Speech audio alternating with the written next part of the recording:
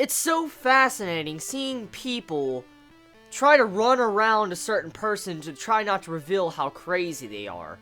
Like, this is a very fascinating series, because I don't know how long it's been since I've seen a series that focused around a character that was just so mentally insane that the friends of this person had to try to put on a face, a cover act, to where the secret of her being crazy is not revealed.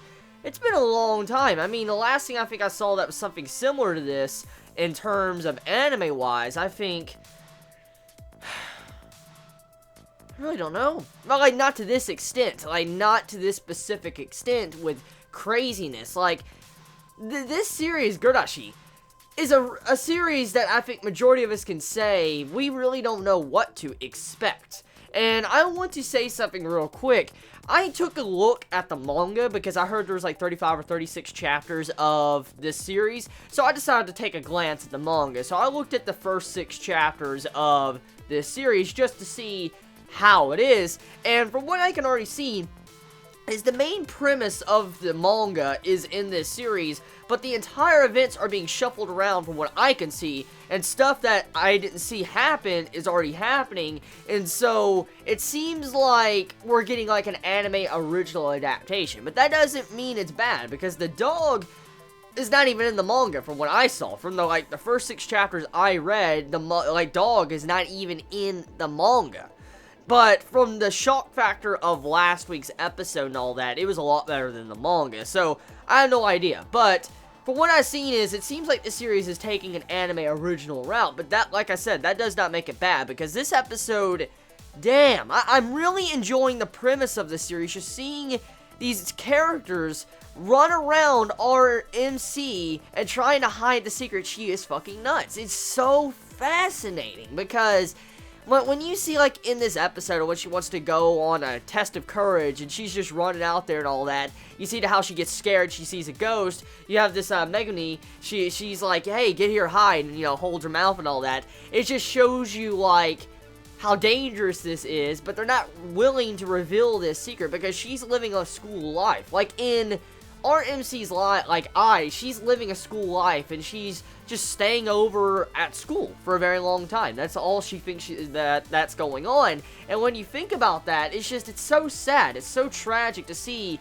how someone is broken beyond repair to where they feel like they're seeing all this, and then their friends, or this person's friends, are having to hide this lie just for this person can stay somewhat balanced as a person, like a coping mechanism. Like, think about this. I mean, how would this person react, like our MC react, if she knew about what was going on? Like, she broke down because probably what she saw. We don't really know what she saw. Like, we don't have any idea what broke her to this extent. But the main thing we need to wonder right now is, like, what will happen when she does realize? Like, that's the big question right now. Like, what will happen when our main character realizes she is nuts?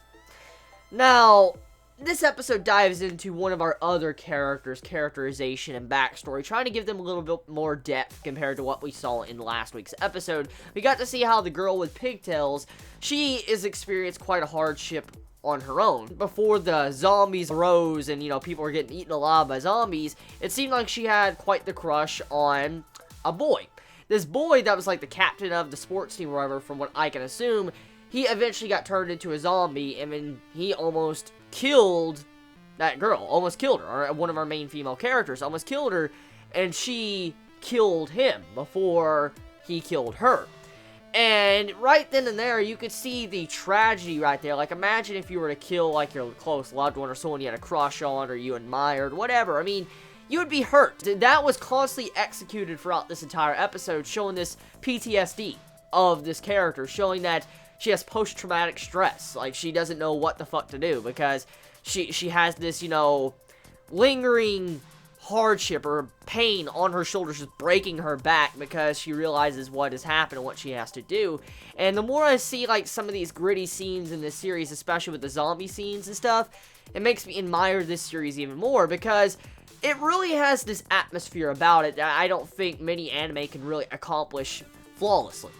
And I feel like, Gurashi is actually doing a very good job with what it's doing with its tone shifts. I said that last week, but the tone shifts with the characters, especially in this episode, was definitely the highlight of it. Because when you have these comedy scenes with, our psycho MC, and she's, just having fun and stuff, and then you switch over to these zombie scenes with showing the hardships of the friends around her, what they're having to deal with, it really was a well-executed timing and pacing of this episode, especially to get the emotions out there for we can understand what is going on.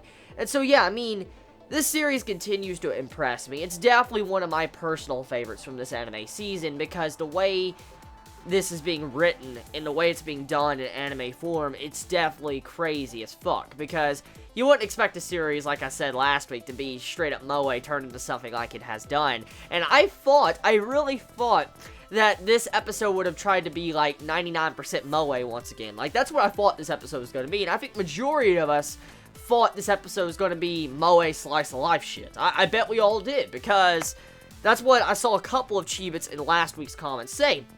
They said, like, I hope we don't have to watch, like, 19 minutes every single week just to get to an explosive impact finale of zombies. That's what a couple of Chibits said last week, and I can understand that plight. I mean, with the potential of last week's episode and that setup and shock factor, there's so much that you can get from this series, and I was hoping that the mangaka and the writers of the studio that's currently changing things up would do this series justice. And from what I could see, they really are doing a good job from what I can tell, because I'm personally enjoying it. I'm having a lot of entertainment from this. It's fascinating seeing a crazy-ass MC, and also seeing how characters are trying to tiptoe around this person and not reveal this secret.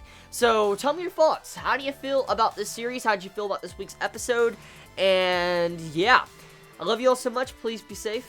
Chibi out.